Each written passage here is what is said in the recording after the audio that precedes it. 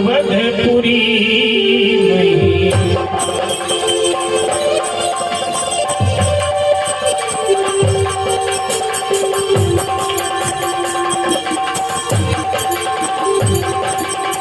सत्यवादी हरिश्चंद्र भारी हुआ सत्यवादी।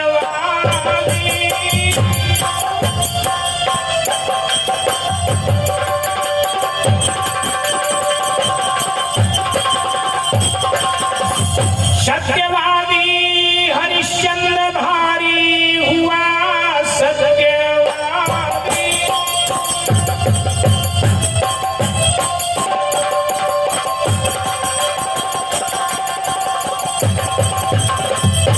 सत्यवादी हरिश्चंद्र भारी हुआ। आज दुनिया में कोई वैसा कर ही नहीं, छीन ले वे न वो इंद्र पदवी मेरी, कोई इसके सिवा और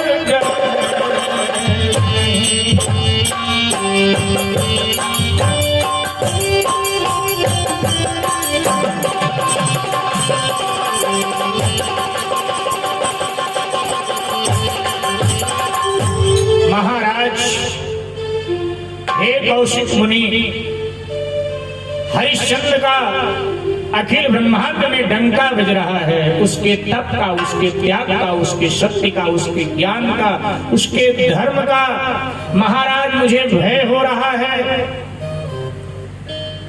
कहीं हरिश्चंद्र अपने सत्य बल से, तप बल से, भक्ति बल से स्वर्ग का राजा बन गया, फिर मेरा क्या होगा? महाराज दिन रात मुझे यही चिंता खाए जा रही है,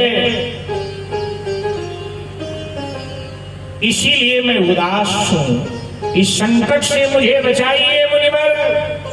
विश्वामित्र जी ने कहा, इंद्र देवराज तुम भी साधारण सी बात को इतनी बड़ी समझ रहे हो। अरे वो मृत्यु लोक का राजा है और तुम स्वर्ग के राजा। वो मनुष्य है, तुम देवराज हो, फिर भी इतना भय। जिसके डर से त्रिलोकी डरे रात दिन, जिसके डर से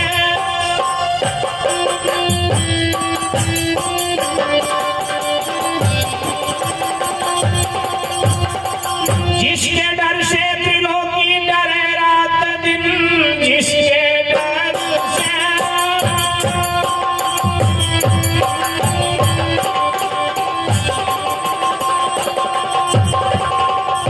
जिसके डर से त्रिलोकी डरे रात दिन, सो डरे तुच्छ नर से सितम हासितम। तेरा क्या कर सके है हरिश्चंद्र पे तसल्ली जिगर छोड़ बच्चों।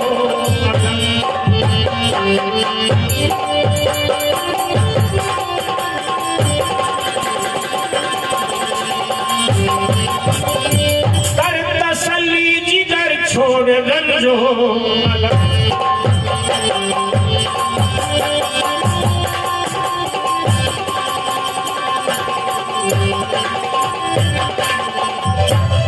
देवराज इंद्र, आपके भय से त्रैलोक थर थर कांपता है। आश्चर्य है, एक तुच्छ मानव जाति से आप डरते हैं। आश्चर्य है, विश्वामित्र जी को क्या हुआ कि मानव जाति को तुच्छ कह रहे हैं? एक तुच्छ मानव जाति से आप डरते हैं। हरिश्चंद्र तेरा क्या बिगाड़ेगा? चिंता छोड़, मैं जा रहा हूं उसकी परीक्षा लूंगा। लेकिन सुन, जब तक मैं परीक्षा लेकर आ ना जाऊं तुम्हारे पास, तब तक तुम वशिष्ठ को मृत्यु लोक में मत आने देना। तो क्या करूं गुरुदेव? नजर बंद कर दो। नजर बंद का मतलब है कि मेरे आंखों के सामने ही बैठे रहो। नजर बंद करो, वशिष्ठ को यही रखो। और ये कहकर विश्वामित्र जी स्वर्ग से श्री अयोध्या की ओर रवाना होते हैं।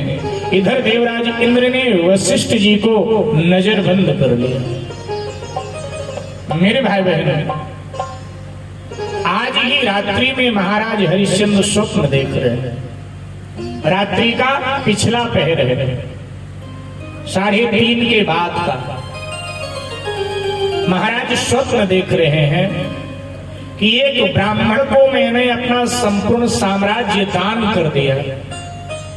अब वो दक्षिणा के लिए जिद कर रहा है, तो हम, हमारी पत्नी तारावती और हमारा पुत्र रोहित तीनों बिकने जा रहे हैं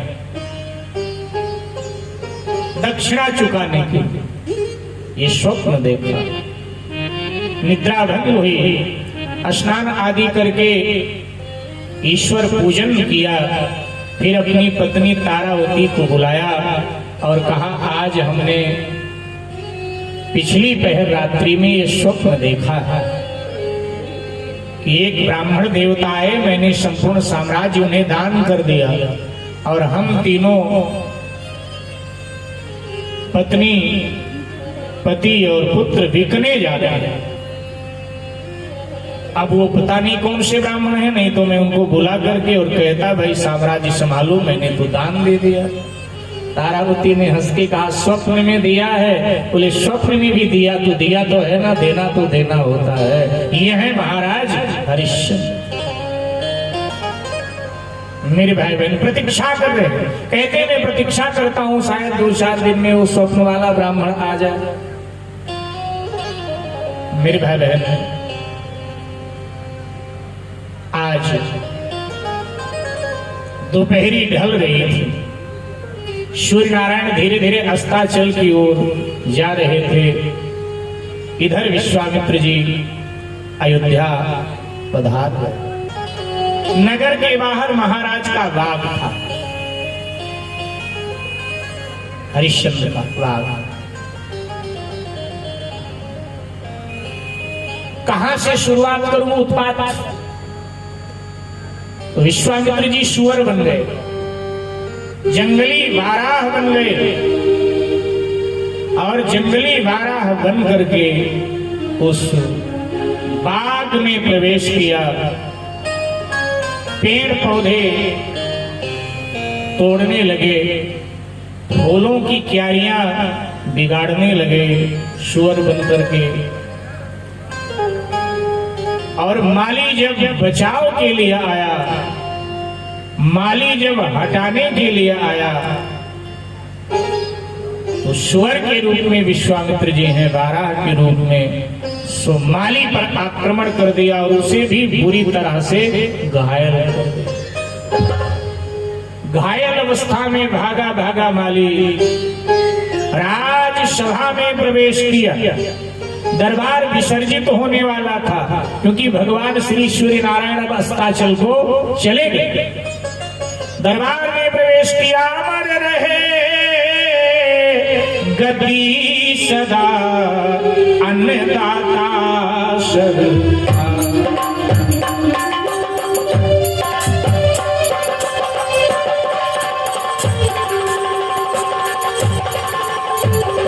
अमर रहे गद्दी सदा अन्नदाता सरकार। और दुहाई श्री महाराज की कोई सुन ले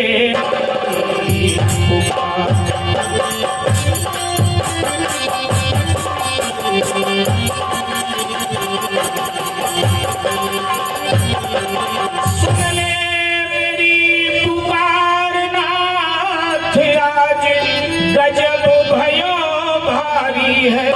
और नाथ एक बाराह ने गुजारी फूल बगिया।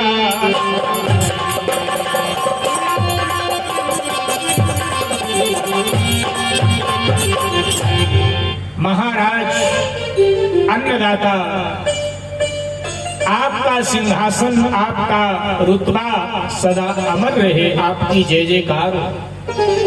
सरकार, एक जंगली बाराह सुअर प्रवेश कर गया बाग में, सारे बाग को उजाड़ दिया, चौपट कर दिया सारा बाग। मैं हटाने के लिए आगे बढ़ा, सरकार देखो आक्रमण करके मेरे ऊपर क्या हाल बना दिया मेरा। अंततः मैं प्राण बचाकर भागकर आपके पास आया। अन्नदाता, जो उचित हो वो मुझे दंड दीजिए, क्योंकि आपने बाग की रक्षा के लिए मुझे छोड़ा था और मैं आपके बाग की रक्षा कर नहीं पाया।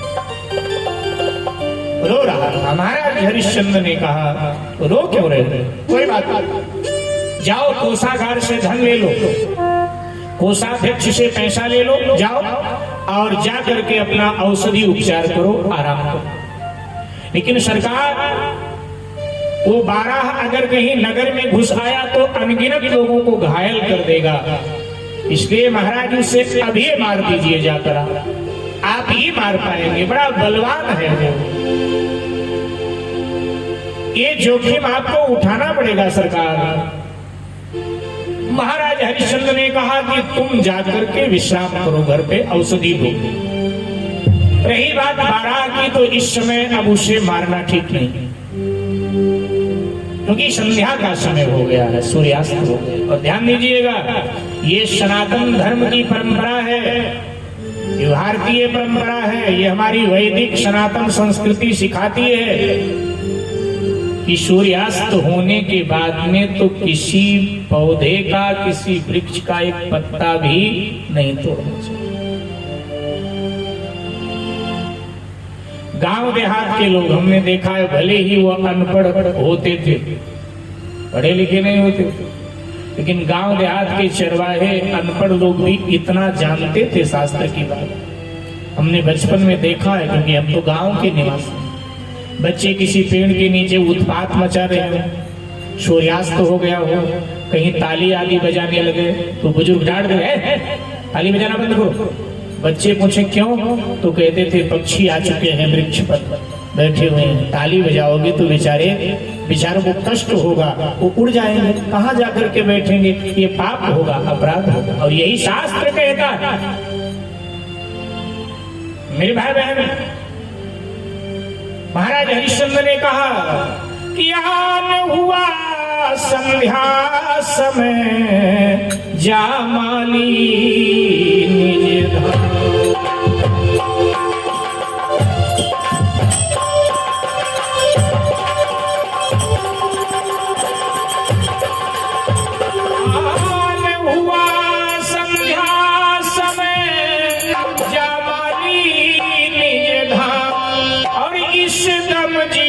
शतावना घोर पाप का,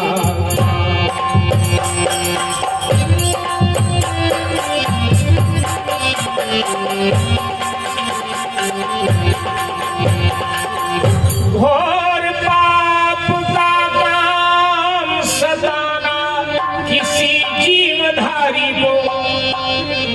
वृक्ष में भी प्राण होता है,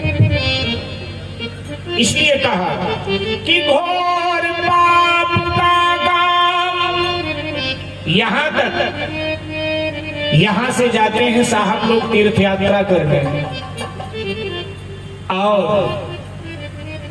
रात्रि में भी गंगा जी में स्नान करते रहते हैं। नहीं, रात्रि के वेला में गंगा में स्नान, किसी भी नदी में स्नान नहीं करना चाहिए। गंगा भी जीवधारी, हमारी नदियां जीवधारी नहीं। आप तीर्थ करने गए हो, सैर सपाटा करने गए हो, गंगा में तो बड़े श्रद्धा से उतरो, वो माँ है। हुल्लड़बाजी कई करते हैं, इधर पानी फेंक उधर पानी फेंक, ठाके लगाते हैं, अरे कुछ स्तुति प्रार्थना बोलो, और कुछ नहीं तो जय गंगे माँ, हर गंगे माँ कह करके स्नान करो, तो पुण्य लेकर आओगे, अन्यथा पाप करके और आ जाते हो। इसलिए बड़े श्रद्धा से गंगा में स्नान करो। आन हुआ संध्या समय, जामाली निज धाम, और इस दम जीव शतावना घोर पाप का।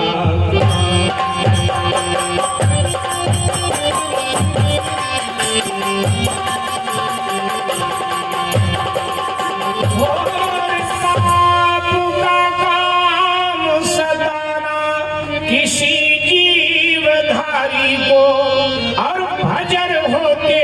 मारूंगा उस बाराह बलंका।